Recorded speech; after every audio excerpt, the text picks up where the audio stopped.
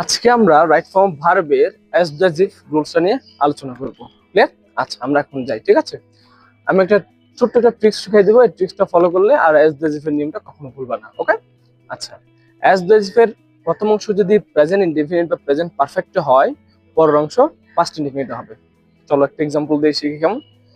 He acts as if he saw everything. তাহলে he acts as city acts, এখানে X ভার্বটা হচ্ছে subject third person singular number. Present indefinite টেন্সে S T এর সাথে S base যুক্ত হয়েছে ভার্বের সাথে, নাকি?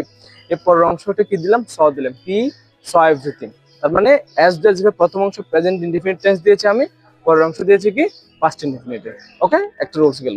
তাহলে এস যেভাবে সেকেন্ড রুলসটা হচ্ছে এস যেভাবে প্রথম অংশ যদি পাস্ট ইনডিফিনিট থাকে, পরের অংশ হবে পাস্ট পারফেক্টে। সেম এক্সাম্পল দিয়ে আমরা যাই। হি acted as if he had seen everything. তার মানে এই যে অ্যাজ ইফ এর প্রথম অংশ আমি কি দিলাম? অ্যাক্টেড দিলাম পাস্ট ইনডিফিনিটে, আর পরের অংশ he had seen everything, had seen, এটা আমি কিসে দিলাম? পাস্ট পারফেক্ট টেন্সে দিলাম।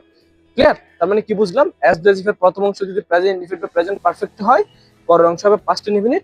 আর অ্যাজ ইফ এর প্রথম অংশ যদি পাস্ট ইনডিফিনিট হয়, পরের অংশ হবে পাস্ট পারফেক্টে। আর একটা ইন্টারেস্টিং পয়েন্ট হচ্ছে যে অ্যাজ ইফ এর ক্ষেত্রে যদি বি ভার্ব থাকে, তাহলে ওই বি ভার্বের জায়গায় হচ্ছে সব সময় ওয়ের বসবে।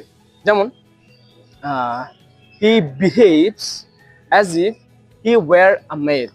তাহলে কি বললাম? হি বিহেভস প্রেজেন্ট ইনডিফিনিটে দিলাম আমি, পর অংশ কি আনলাম? বিভার্ব আনলাম। বিভার্বে যে কি দিলাম? একটা ওয়ের দিলাম। তার মানে অ্যাডজেক্টিভ এর রুলস এর ক্ষেত্রে যদি বিভার্ব থাকে, বিভার্বের মধ্যে সবসময় কি হবে? ওয়ার হবে। আশা করছি বুঝতে পারছো। এর রিলেটেড যদি কোনো কনফিউশন বা প্রশ্ন থাকে কমেন্ট বক্সে জানাবা, আমি উত্তর দেওয়ার চেষ্টা করবো। Thank you.